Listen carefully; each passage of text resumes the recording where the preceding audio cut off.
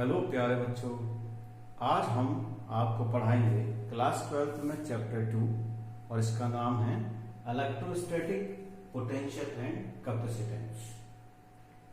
तो before study about the capacitance we will discuss a situation. Suppose that we have a large positive charge, it is source charge particle, and we bring another charge particle which is also positive, but इसका नाम क्या होगा? It is test charge particle. If it is bring from a point R to a point P,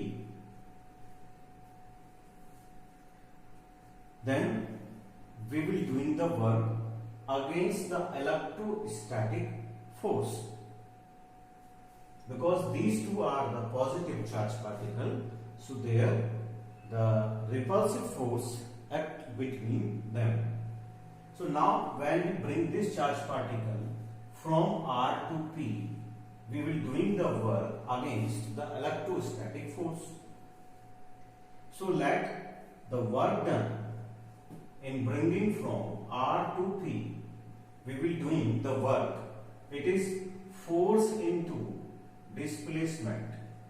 It is force into displacement during the motion. Suppose that we consider a very small displacement covered by the particle when we are applying the external force, and this external force just counter the electrostatic repulsive force.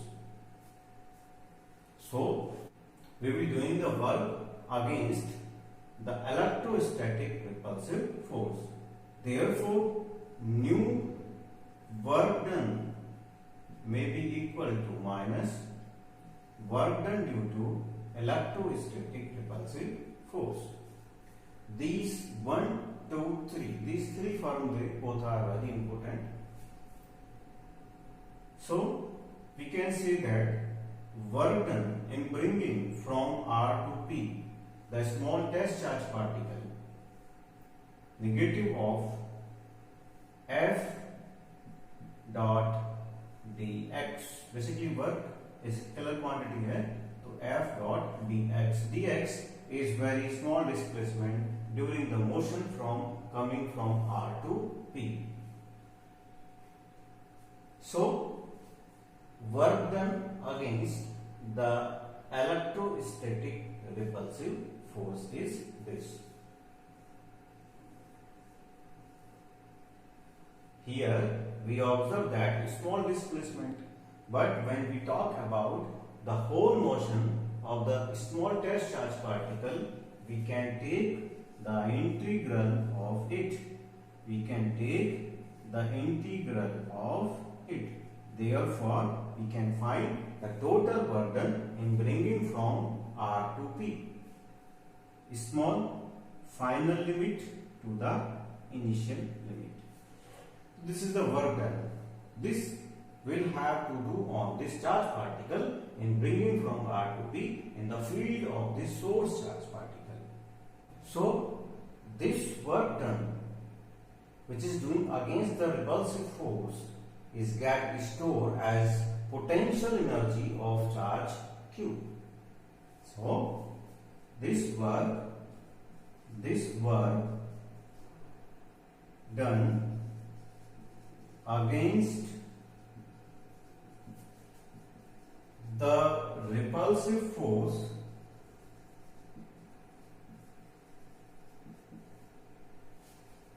get stored as potential energy of get stored potential energy of charge Q. जितना भी work हम करेंगे test charge particle को R से P तक लाने में against the electrostatic force, वो सारा वर्क कहाँ जाएगा? it becomes stored as the potential energy of test charge particle Q. तो हम दोनों को पॉजिटिव कंसीडर कर सकते हैं, आइदर दोनों को नेगेटिव कंसीडर करके भी हम इसको सॉल्व कर सकते हैं. Okay, so what is the potential energy of this charge particle?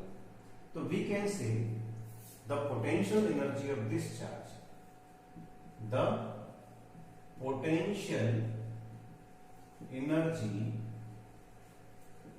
Of charge Q is difference of potential energy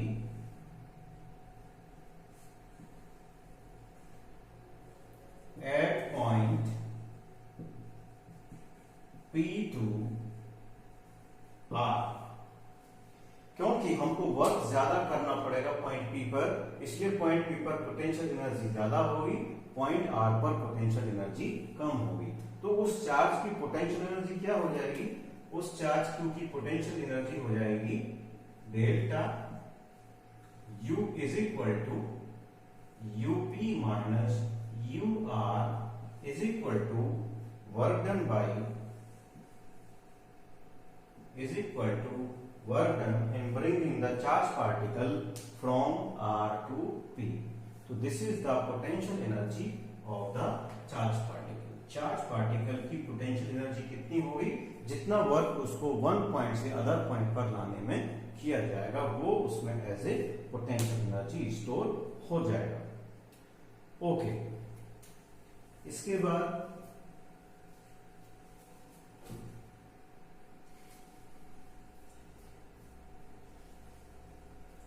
let us suppose that if the charge particle at the infinity, अगर ये charge particle हमारा infinity पे हो तो potential energy infinity पे क्या होगी? Zero होगी. क्या होगी? जीरो. क्यों? क्योंकि जब चार्ज पार्टिकल इंफिनिटी पे होगा तो वहां इलेक्ट्रोस्टैटिक रिपल्सिव फोर्स बहुत कम होगा, नेग्लिजिबल होगा, जिसकी वजह से उसको हमें मूव करने में कोई वर्क नहीं करना होगा और इंफिनिटी पे पोटेंशियल एनर्जी चार्ज की क्या हो जाएगी? ऐसे में जीरो हो जाएगी. Okay,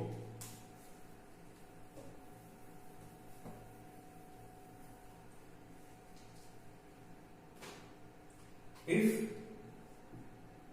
charge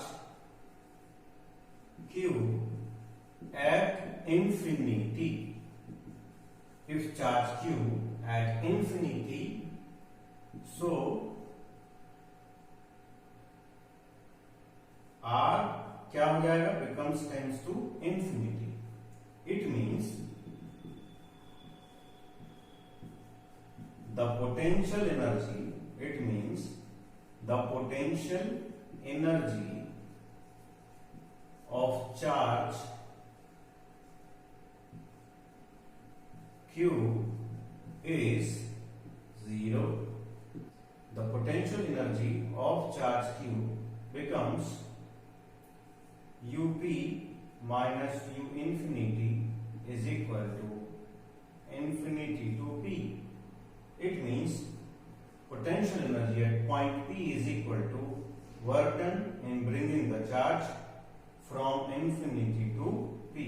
This is the potential energy that is stored in the charge particle when bringing from infinity to point P. Now we discuss electrostatic potential. Electrostatic potential. Now we discuss the electrostatic potential.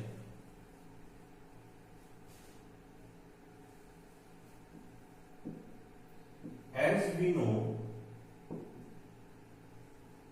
that work done on charge particle in bringing from R to P, as we have studied in introduction, अभी हमने पढ़ा था, हम क्या जानते हैं कि work done in bringing charge particle from R to P is equal to the negative of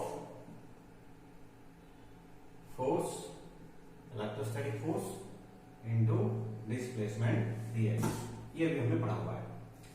तो as we know that work done in bringing charged particle from r to p is equal to negative of force into displacement, where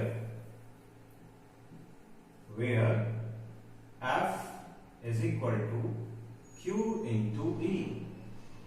ये हमने first chapter में पढ़ा हुआ है, relation है electrostatic force और electric field के बीच का।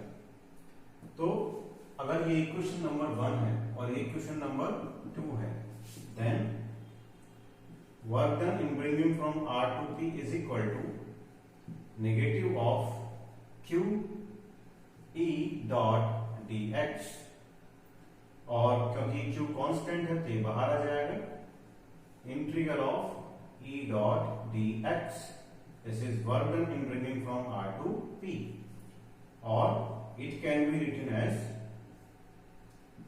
work done in bringing charge particle from R to P upon Q is equal to negative of E dot dx. Basically, this factor or this factor is known as the electrostatic potential, और इसको लिखा जा सकता है electrostatic potential in bringing the charge particle from R to P is equal to work done upon charge is equal to negative of integral E dot dx. This is the electrostatic potential. This is the electrostatic potential, equation number 3. We can also define the potential difference. The potential difference is in between 2 points in an electric field is equal to the work done to bringing the charged particle from one point to the other point. कैसे define करेंगे हम electrostatic potential difference को? Electrostatic potential difference between 2 point in an electric field is the work on unit positive charge in bringing from one point two other. It's ऐसा unit is, if we have seen the formula, then we can find the SI unit. From this formula we can find SI unit of electrostatic potential or electrostatic potential difference. SI unit is joule per coulomb, joule per coulomb, और यहां से भी बना सकते हैं electric field की SI unit क्या है?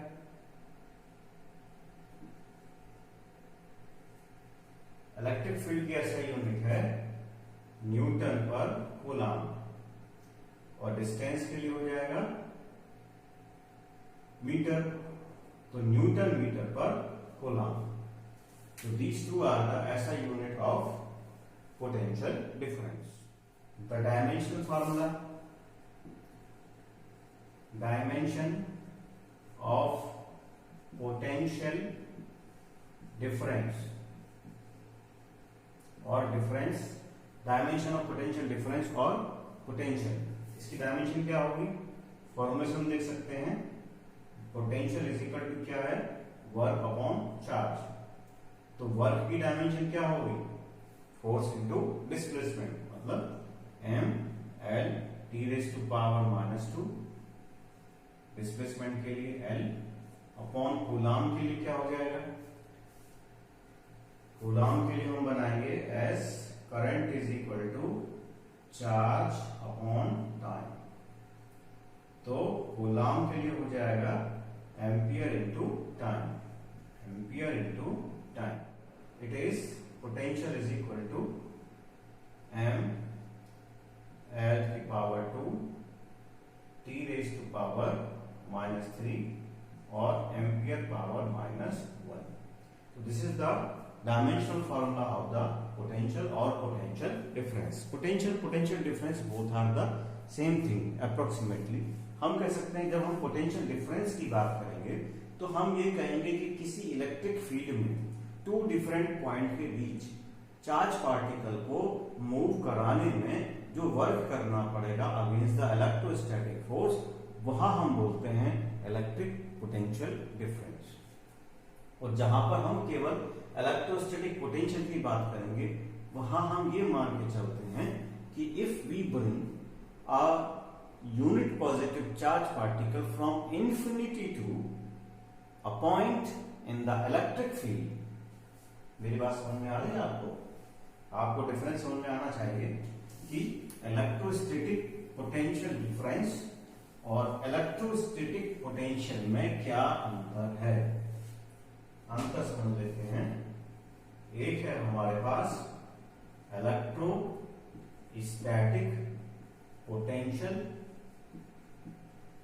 और दूसरा है हमारे पास इलेक्ट्रोस्टैटिक पोटेंशियल डिफरेंस। दोनों में क्या अंतर है? बहुत मामूली सा अंतर है। यहां पर हम बोलते हैं, यहां बेसिकली, कि अगर हमारे पास कोई सोर्स चार्ज पार्टिकल है, उसके फील्ड में किसी हम टेस्ट चार्ज पार्टिकल को लेके आए हैं, सपोज आर से पॉइंट पी तक, तो हमने जो वर्क किया है यहां पर चार्ज के ऊपर आर से पी तक लाने के लिए अगेंस्ट द इलेक्ट्रोस्टैटिक फोर्स, ठीक है। तो ये दोनों पॉइंट कहां पर हैं? ये दोनों पॉइंट तो इसके फील्ड में है। तो when we doing the work in bringing a charge particle between two point in an electric field, this is basically called potential difference. यहां पोटेंशियल कुछ और है, यहां पोटेंशियल कुछ और है। भाई लेके आएंगे तो इसकी पोटेंशियल एनर्जी ज्यादा है, इसकी पोटेंशियल एनर्जी कम है, तो यहाँ पोटेंशियल क्या हो जाएगा? यहाँ बोलेंगे हम पोटेंशियल डिफरेंस। तो potential at P minus potential at R is equal to work done in bringing the charge particle from R to P upon Q। और यहां पर हम क्या बोलेंगे? When the charge particle at the infinity, और infinity से हम किसी चार्ज पार्टिकल को किसी फील्ड में अगर लेके आएंगे तो वहां जो हम वर्क करेंगे, तो मान लीजिए पॉइंट पी पर मैं किसी चार्ज पार्टिकल को लेके आना चाहता हूं, कहां से? इंफिनिटी से। कहां से? इंफिनिटी से। तो इंफिनिटी पे तो पोटेंशियल एनर्जी जीरो होगी, कोई वर्क नहीं करना पड़ेगा, कोई रिपल्सिव फोर्स नहीं होगा, तो पोटेंशियल भी जीरो होगा। तो ऐसे में यहां तक मुझे लाने के लिए वर्क करना पड़ेगा on the test charge particle, जैसे यहां पर किया है टेस्ट चार्ज पार्टिकल पे वर्क, और जो पोटेंशियल मिलेगा हमें कहां मिलेगा? At point P। तो किसी इलेक्ट्रिक फील्ड में इंफिनिटी से अगर चार्ज पार्टिकल को लेके आएंगे किसी पॉइंट पर, तो जितना वर्क हमें चार्ज पे करना पड़ेगा वो क्या है? वो इलेक्ट्रिक पोटेंशियल है। और किसी फील्ड में बिटवीन टू पॉइंट पर चार्ज पार्टिकल को मूव कराने के लिए जितना वर्क करना पड़ेगा, उन पॉइंट पर जो पोटेंशियल होगा उसका डिफरेंस ही पोटेंशियल डिफरेंस बोला जाता है। तो you will not be confused, आगे से आप इस पे कंफ्यूज नहीं होंगे, ऐसा मेरा मानना है। तो अगर हम बिटवीन टू पॉइंट की बात करेंगे इलेक्ट्रिक फील्ड के अंदर, तो वहां इलेक्ट्रोस्टैटिक पोटेंशियल हो जाता है, पोटेंशियल डिफरेंस। और जब हम ये कहते हैं कि इलेक्ट्रिक फील्ड में किसी पॉइंट पर इन्फिनिटी से चार्ज पार्टिकल को लेके आने में जब वर्क करेंगे, तो वहां बोलते हैं हम इलेक्ट्रिक पोटेंशियल। इसमें एक बड़ा ही अच्छा क्वेश्चन पूछ लिया जाता है कभी कभी, और क्वेश्चन कुछ इस तरीके से है, show that the electrostatic force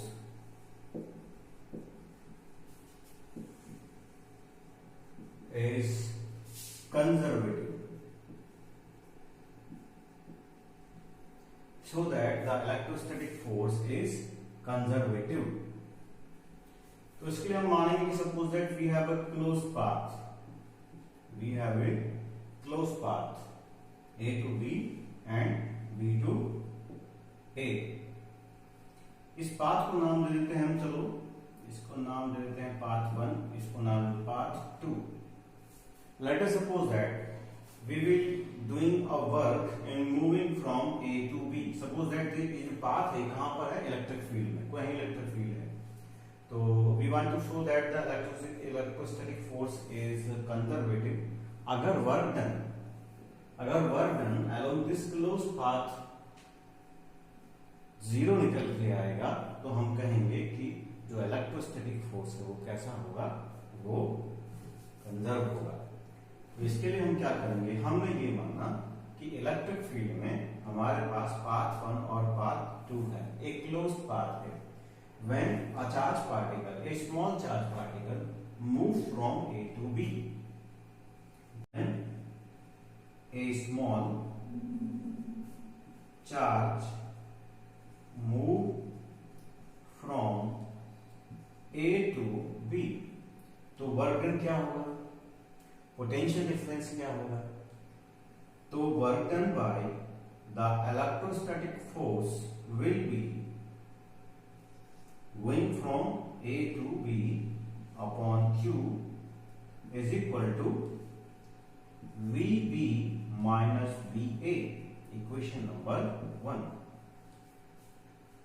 Let the charge moves from B to A. अभी चार्ज पार्टिकल हमारा इलेक्ट्रोस्टैटिक फोर्स की वजह से B से A की तरफ मूव करेगा।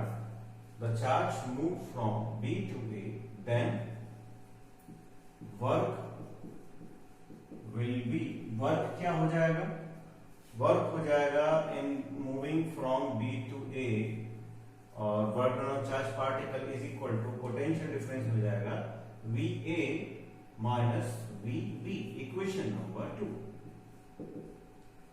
How much total work done in moving from A to B and B to A, तो total work is,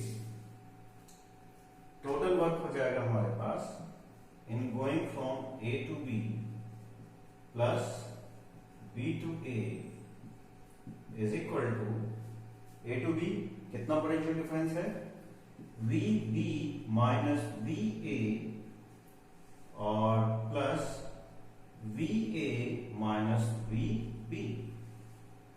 We observe that these are zero.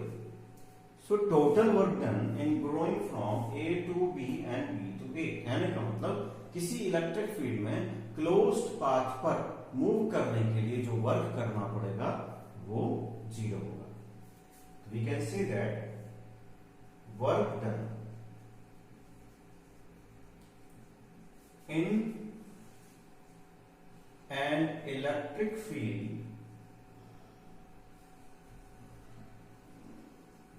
on a closed path is zero। कोई भी work नहीं करना पड़ेगा किसी electric field में, किसी close path पे चार्ज पार्टिकल को मूव करने के लिए कोई वर्क नहीं करना होगा। तो हम कहेंगे the electrostatic force is conserve. This shows that the electrostatic force is conserved. This shows that electrostatic force is conserved. हमने ऑब्जर्व किया है work done in going from A to B and B to A on charge particle is equal to 0, and we know that कि work done on charge particle is equal to the integral of E dot dx as we studied in the last topics। Video को repeat करके आप इसको observe कर लेंगे कि जब electric field में टू डिफरेंट पॉइंट के बीच में चार्ज पार्टिकल को मूव करते हैं तो वर्क डन इसके इक्वल होता है। यह बेसिकली पोटेंशियल डिफरेंस भी हमारा होता है। This is also known as the potential difference. तो if the path is closed, then अगर ये पाथ क्लोज हो जाए मतलब क्लोज इंटीग्रल करना हो तो जब क्लोज इंटीग्रल हम करेंगे तो ये क्या हो जाएगा, क्लोज इंटीग्रल अगर हम करेंगे तो क्या हो जाएगा, ये 0 हो जाएगा। इसका मतलब कि जब हम किसी इलेक्ट्रिक फील्ड में क्लोज्ड पाथ पर किसी चार्ज पार्टिकल को मूव कराते हैं तो हमें वहां कोई भी वर्क नहीं करना होता। जैसे मान लीजिए कि एक हमारे पास पॉजिटिव चार्ज पार्टिकल है और इसका फील्ड आउटवर्ड होगा, radially outward, as we have know first chapter में हमने पढ़ा हुआ है। तो पर्टिकुलर डिस्टेंस से एक अगर लोकस कंसीडर करें और एक क्लोज पाथ हम बनाएं तो इस पाथ पे चलने के लिए इस पाथ पे चार्ज पार्टिकल को मूव कराने के लिए हमें कोई वर्क नहीं करना होगा क्योंकि ये एक क्लोज पाथ है। तो आई होप कि आपको ये समझ में आ गया होगा how we can show that the electrostatic force is conservative force. The electrostatic force is conservative force and we can say that the electrostatic field is conservative field. तो इससे हमें ये पता चलता है कि जो इलेक्ट्रोस्टैटिक फोर्स है वो कंजर्वेटिव फोर्स है और जो फील्ड होगा वो क्या होगा, कंजर्वेटिव फील्ड होगा। इलेक्ट्रोस्टैटिक फील्ड कैसा फील्ड होगा, कंजर्वेटिव फील्ड होगा। You can note down